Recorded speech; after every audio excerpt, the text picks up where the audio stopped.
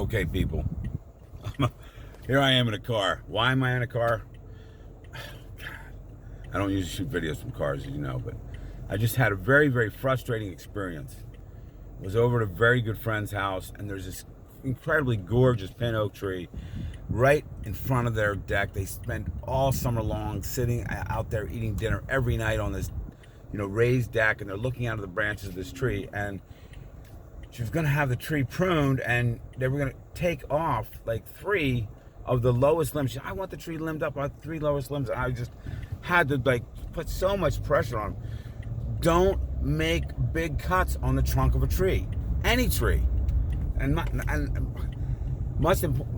This tree was such a crucial tree to the aesthetic of that property, and here she wanted to limb this tree up, and then eventually they listened to me. I wasn't actually doing the tree work. There was another tree crew there.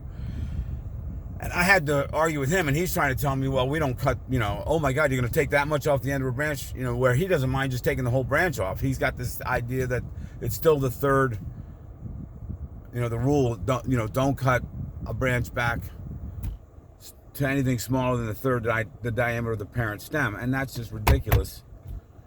So all I can tell you is don't make cuts bigger than 4 inches on the main trunk of the tree unless it's absolutely necessary. Live cuts, leave those cuts alone. Leave those branches alone. Cut them back, trim them back, and then okay, if the branch doesn't live because it's not getting enough sunlight, it doesn't live. But that'll be some years from now, and most likely in most cases they do live.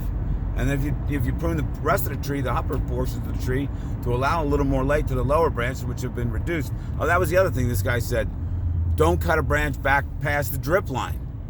Well, how are you not going to cut a branch back past the drip line? That means you just have to cut every branch. You'd rather cut the branches off.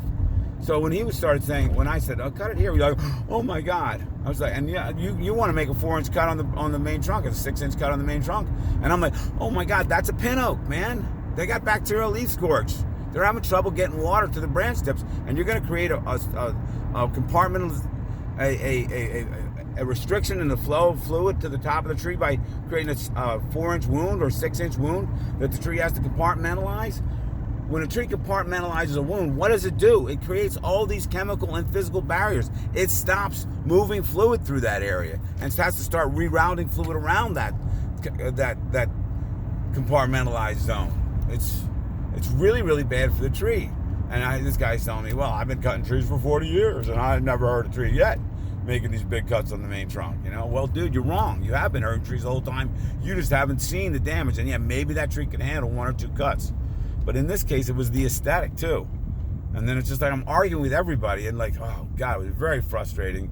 And then she just called me up to thank me thank you so much for saving it. And then it's my delivery, man. The whole thing is a sense of frustration. I've been trying to get so many of these points across on video and on the forums to these people for years, and it's just Jesus, what's it take, man?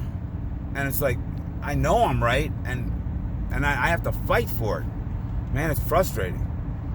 So there's a little bit of a vent. So, what do you think? Have a great day. God bless you all.